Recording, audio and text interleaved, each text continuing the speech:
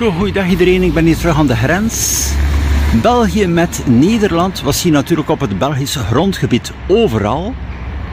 De deelfietsen, dus vanaf dat je uit provincie Zeeland bent, kom je aan locaties met deelfietsen.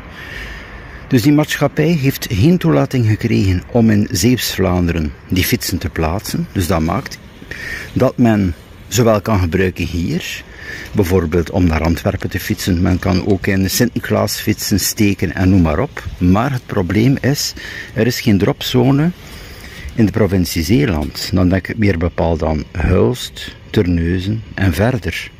Ik zeg, die dropzone is van belang. Je huurt zo'n fiets, dat is 10 euro voor een volledige dag. Je kan het natuurlijk ook huren voor een half uur.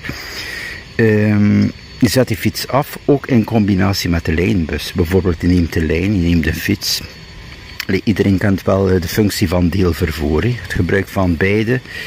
En dat maakt dus in de provincie Zeeland, ik ben zo dadelijk terug in de provincie, men heeft totaal niets, geen voorzieningen. Dus ik kan niet begrijpen dat men iedere keer al jaren tegendraads werkt daar, dat men geen vooruitgang wenst op gebied van dergelijke mobiliteit.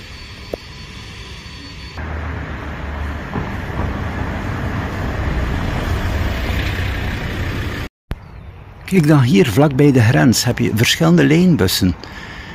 Hier zijn er 3, plus ook nog een belbus. Dus dat maakt, voor bepaalde locaties heb je dus ook deze belbus. We hebben nog altijd geen belbus in de provincie Zeeland. Ik sla even af van een straat hier. Ik heb dan al hier ook opnieuw lijn 21, de 22 voor Hulst. Dus je ziet genoeg bussen hier van de lijn. Zo, dan even verder, hier de locatie van het Klinkspoor. Dus hier met aan de linkerkant de fietssnelweg F411. Dus de bedoeling dat men naar Sint-Niklaas kan fietsen. Natuurlijk snel, het is slechts 30 minuten met een gemiddelde snelheid van 20 km per uur. Tot het treinstation, dus bijzonder interessant. En dan de andere kant hier de vernieuwing die bezig is. Het fietspad dus die verder wordt doorgetrokken tot de voormalige douanepost van Hulst. Dus ook te zien op een afzonderlijke video. Ik heb de route gedaan vanuit de Hulst via het oude fietspad en bosgedeelte. Bijzonder lastig, het is versleten. Het is ook wel aangeraden dat dat kan hernieuwd worden voor het woon-werkverkeer, de studenten, het dagtoerisme en natuurlijk goed voor het milieu. Meer met de fiets, minder met de auto. Dat is de bedoeling ook, snelle verbindingen. Daar gaat het om.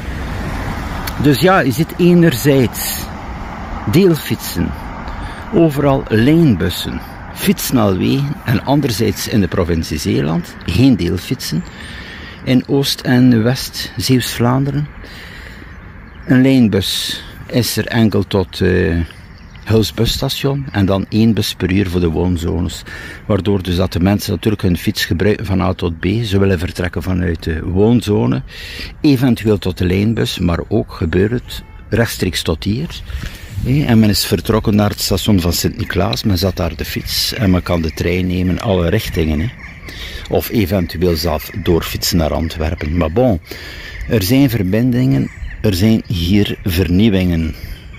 Zo, het was nog even interessant dit kort gedeelte te delen op gebied van de mobiliteit en het deelvervoer ten opzichte hier van Vlaanderen, Oost-Vlaanderen en Zeeuws-Vlaanderen.